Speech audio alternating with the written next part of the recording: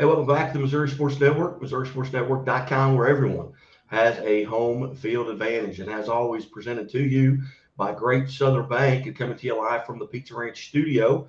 And we welcome in longtime friend of the show. We had him on a couple of different times back in his high school days at Link Academy, but we welcome Kansas City Kansas State assistant basketball coach Rodney Perry. Coach Perry, thanks so much for your time today. Thanks for having me. I appreciate it.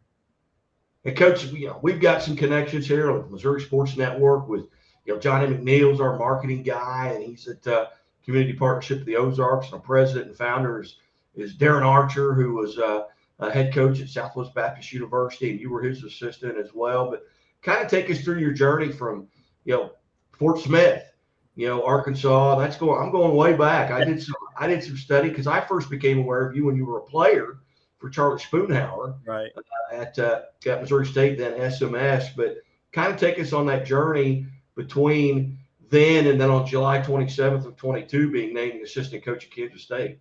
Yeah, it's been kind of wild and crazy, journey. One I'm grateful and thankful for. Two, wouldn't change a thing to be where I am today. But especially growing up, in Fort Smith, Arkansas. And starting my coaching career at 14 years old. So I kind of always knew what I wanted to do, as a profession growing up. But I love the game of basketball. And then went to junior college out of high school, and my athletic director was Coach Spoonhour's college roommate. And so he used to, hit me up every day. Coach Spoonhour called about me. He loves his guard. He really loves you. Wants to be part of, the Bears. So when I went on my visit and fell in love with Coach and the program there at Southwest Missouri State at the time, now Missouri State, but and had 2 great years at Missouri State, and was able to make the NCAA tournament, win a championship there in Springfield, and just fell in love with the place. Still have a house there still to this day, too, and love the program. There, and hopefully one day, hope to be back there coaching on the sideline for the Bears. Is one of my dreams and goals. Too, and being able to start a AAU program out of Kansas City with MoCan. That's one of Nike sponsored teams, and we've had a lot of success. Arguably the number one AAU program in the country. So I was able to be one of the founders of that and win 3 of the prestigious Peach Jam championships, which is the national tournament. Won 3 in the last 6 years. So we've been able to do that, and starting a high school prep school in Branson, Missouri, Link Academy, to go coincide with the post grad program Link Prep with Adam Danye. Was really amazing adventure, and being able to start that program and play in the Geico National Tournament championship game in year number 1, and was able to have 3 All-Americans, recruit 3 All-Americans in to the great town of Branson, Missouri. Was a pretty monumental stature that I'll never forget. To receiving a phone call from Coach Tang, here at Kansas State when he got the job, and was calling me and offering me a job here and wanted me to come and be assistant coach and run the offense for our team here, and just being able to go to Elite Eight this year after we got picked to finish last in the Big 12, and so it's just been many blessings that have been stored up for my life that I'm forever be grateful for. Little known fact, but I believe your first coaching position was the offensive coordinator on a football team. Yes, that is correct. That is correct. So I've always had a little bit of offense in me from day one. Yeah. And Coach, go back to those people that have really kind of formed your coaching style. Some of those guys you come across, and obviously you've been at several places with, Avila or Roberts, and you were at Purdy High School and Miller High School, which is kind of my connection because I was in the Miller School District as a student. Not when you were there, because I'm a lot older than that, but kind of take us through those folks that have kind of molded your coaching style. Wow, it's been a lot. Really going all the way back to my high school days playing for Doug McKinney, at Fort Smith Northside and going on to junior college at West Stark and playing for Doc Sadler.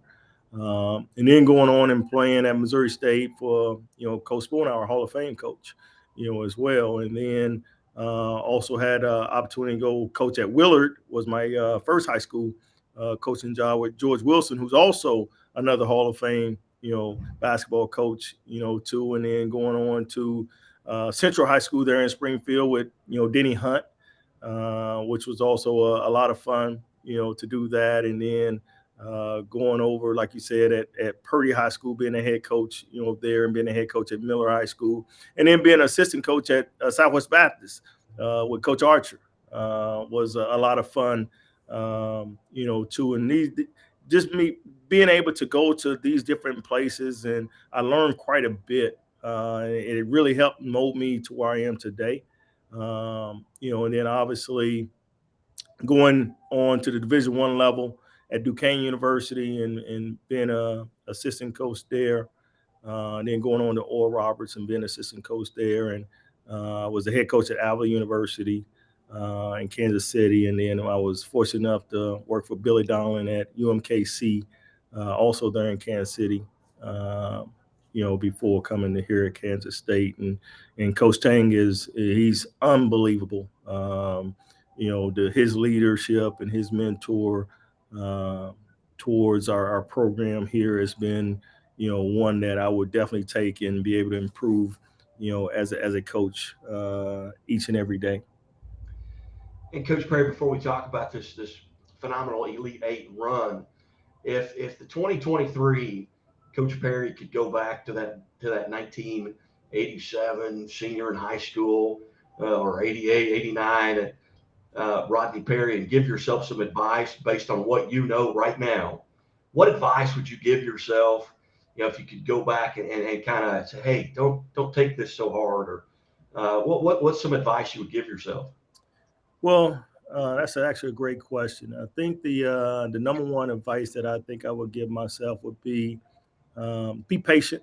That's the number one thing, and I've always been a hardworking guy, so always going to continue to work hard, but be patient, because sometimes you want things to happen, right away, and sometimes the patient pays off. Just continue to stay the course, and that's what we constantly preach to our guys, to and stay confident. That would be the other thing. Stay confident, because sometimes when things don't go quite the way that you want to go, as fast as you want it to go, sometimes people lose confidence. Too. But just stay patient and keep working as hard as you possibly can work, and just understand that God has a plan for each and every last one of us, and God's going to provide what He wants you to do. Now, this Elite Eight run was, you hate to say Cinderella time, though, especially the way it ended up with the Yeah. Final Four, with a lot of Cinderellas. I don't know that there are that many slippers out there, but as you look back at your run and just the blue bloods that you took down on your way to Florida Atlantic, I mean Montana State. Okay, well they get Kentucky and Michigan State. Mhm. Talk about what that was like, what that atmosphere was like, and what the Garden was like. Well, first, just being able to coach in the NCAA tournament was a dream and a goal, especially after being able to play in it. And so knowing that we knew we was going to be in the NCAA tournament, we didn't know quite where we was going to be playing at or who we was going to be playing against, and just getting our guys just really prepared to be focused on one game at a time, because that's the biggest thing, is it's one game at a time. And so when we went to Greensboro, North Carolina, in the East region, and started out first with Montana State, we knew that our guys had to understand every team in the NCAA tournament is a good team, and every team in the NCAA tournament can beat you. So that's why we just made sure that you cannot look ahead. You have to focus in on one game, one possession, at a time. And so going in there and playing, Montana State, which was a great atmosphere, and we have a great fan base. K-State has a great fan base, so our fans travel, and so we knew we was going to have a great fan base for us also, and we just wanted to make sure that we went out there and performed up to our ability. And our guys took that, to heart and was able to go out there and win that first one. They always say the first one is always the hardest to get, too. And so once we won the first one, we was like, okay, now we can really, really lock in and anything's possible. And then knowing that we was going to play Kentucky the next game, we knew that we didn't even have to motivate our guys for that. I mean, you get a chance to play against Kentucky, so therefore, we was all excited to be able to, go play against, Kentucky and play that game. And our guys played, really well. And it was my scout. So I was, extremely pumped to be able to, have the opportunity to prepare our guys, for that with our staff. And our guys followed the game plan, and, we was able to win that game and be able to come back to another big celebration, too, knowing that we was in the Sweet 16 and knowing we was going to play Michigan State, Coach Izzo squad, and all the tradition that they have there. And, Coach made sure that our guys knew we have tradition here the same way that they have tradition. And we got dudes on this team the same way they got dudes on that team. And so that was, pretty exciting to be able to go play Michigan State in the Sweet 16 to be able to get to the Elite Eight, as well. And so, but the journey was just an unbelievable, experience, and one I'll never forget. I'm actually even hungrier to get back and get to that Final Four, though. Yeah, what's that like coming out of, then you take on a Florida Atlantic team, but you're coming out of a Michigan State team that was physically draining, emotionally draining. You've got Noel with the ankle injury, and you played overtime. Yes. So you're in a situation where you may be a little bit spent, emotionally and physically going into that game. Was that a thought process or a concern going? Not really, because we have a great strength and conditioning coach, here in Phil Bauer, and he really has prepared our guys for, anything really, to be able to play whatever it takes, 40 minutes, 45 minutes, 50 minutes, whatever it may be, and we'll use the next day to recover, and we'll be able to get back at it, the following day.